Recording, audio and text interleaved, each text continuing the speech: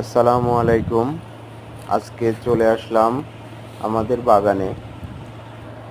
আমাদের বাগানে 3টি জাতের আম আছে।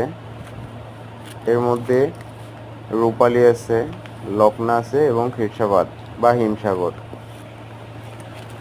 আমাদের বাগানটি রাজশাহী বিভাগের নাটোর জেলায় অবস্থিত। আম্রপালিকে আমের রানী বলা হয়। ছবি তুলতেছে।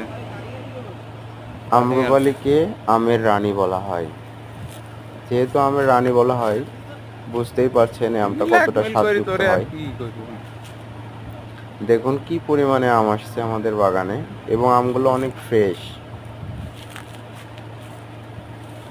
আম এত পরিমাণে আসছে যে ডালগুলা মাটির সাথে মিশে যাচ্ছে।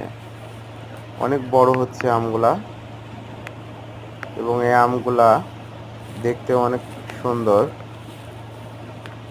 এগুলা আমরুপালি আম। অবশ্যই আমার চ্যানেলটি সাবস্ক্রাইব করুন আরও এরকম নতুন নতুন ভিডিও পেতে।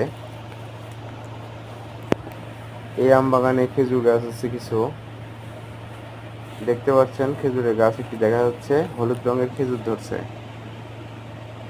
পিছনের দিকে একটি মাঠের মধ্যে আম বাগানটি। এগুলো হলো লকনা আম, একটি পাকসে আম দেখা যাচ্ছে। একটি পাকা আম দেখলাম বন্ধুরা, এগুলা লকনা।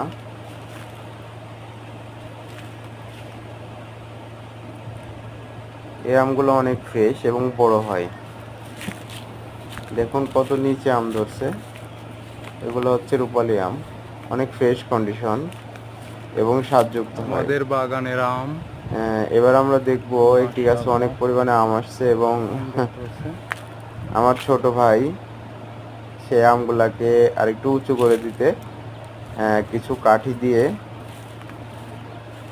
খুঁটির মতো করে উঁচা করে দিছে। এই যে দেখুন, এই যে এটা লাঠি দিয়ে উঁচা করে দিছে ডাল দিয়ে। প্রচুর পরিমাণে আম আসছে তো ডাল ভেঙে যেতে পারে, তাই। আমাদের বাগানটি অনেক সুন্দর এবং গাছগুলো ছোট, গাছের বয়স বেশি না, প্রচুর পরিমাণে আম ধরে এখানে। ধন্যবাদ সবাইকে।